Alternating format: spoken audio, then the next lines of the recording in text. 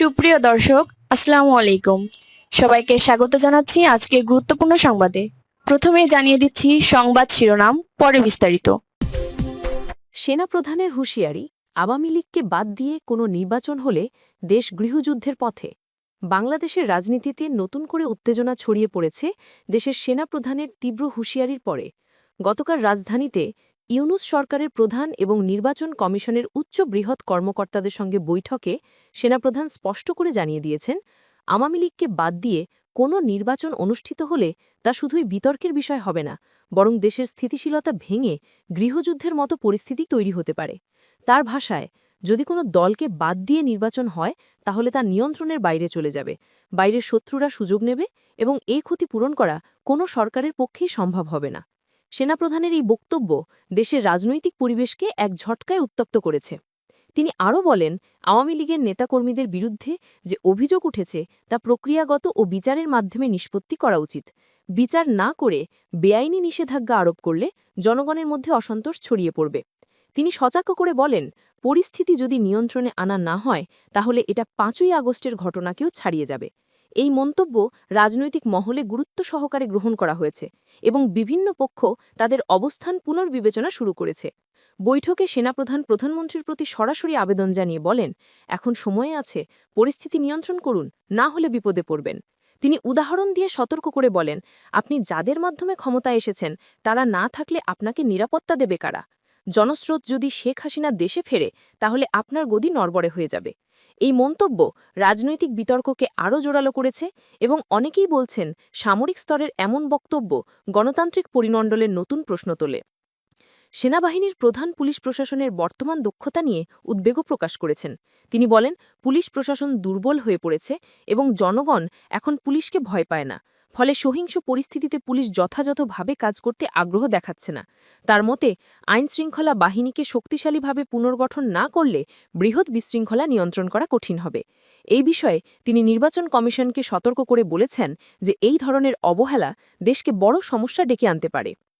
এই প্রেক্ষাপটে সারা দেশে আওয়ামী লীগের অঙ্গ সংগঠনগুলো ছাত্রলীগ, যুবলীগ সহ প্রতিদিনই ঝটিকা ও মিছিল করছে এবং সেসব মিছিল ধীরে ধীরে বড় রূপ নেওয়ার দিকে যাচ্ছে। সেনাপ্রধান আশঙ্কা প্রকাশ করেছেন, যদি তারা একযোগে মাঠে নামে তাদের দমিয়ে রাখা সম্ভব হবে না। তিনি নির্বাচন কমিশনকে অনুরোধ করেছেন এসব কার্যক্রমকে অবহেলায় না রেখে স্পষ্ট নীতিমালা ও বার্তা প্রদান করতে।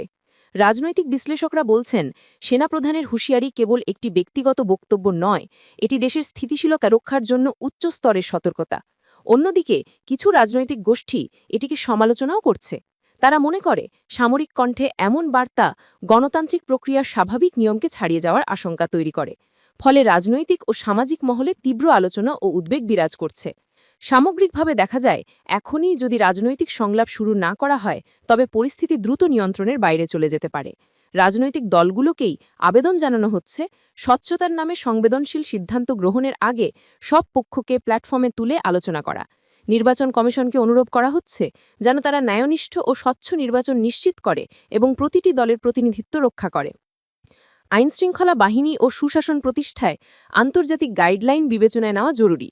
ঝুঁকিপূর্ণ পরিস্থিতিতে আইনগত ও স্বচ্ছভাবে পদক্ষেপ নেওয়া উচিত, যাতে সাধারণ জনগণের মধ্যে বিশ্বাস বজায় থাকে। বিশ্লেষকরা মনে করান, যারা দেশকে শান্তিপূর্ণভাবে এগিয়ে নিতে চান তাদেরই এখন দায়িত্ব নিতে হবে এবং যে গোলযোগ সৃষ্টি করে লাভের চিন্তা করে তাদেরকে গণতান্ত্রিক ও আইনি চর্চার আওতায় আনা দরকার। সেনাপ্রধানের সতর্কবার্তা ৫ই আগস্টের ঘটনাকেও ছাড়িয়ে যেতে পারে। এটি কেবল সামরিক স্তরের নয়, রাজনৈতিক ও নাগরিক স্তরেও গ্রহণ করা জরুরি। অপরাধীরা যদি আইনের আওতায় আনা না হয়, গ্রাম শহর উভয়ই অশান্তিতে ভুগবে। তাই সময়োপযোগী ও ন্যায়সম্মত পদক্ষেপ জরুরি। এখনই শান্তি প্রতিষ্ঠায় সবাইকে যুক্ত হতে হবে বলে অনুরোধ করা হচ্ছে। শেষ পর্যন্ত দেশের স্থিতিশীলতা ও শান্তি নিশ্চিত করতে দরকার রাজনৈতিক সহনশীলতা, বিচার প্রক্রিয়ার স্বচ্ছতা এবং নিরাপত্তা বাহিনীর নিরপেক্ষতা।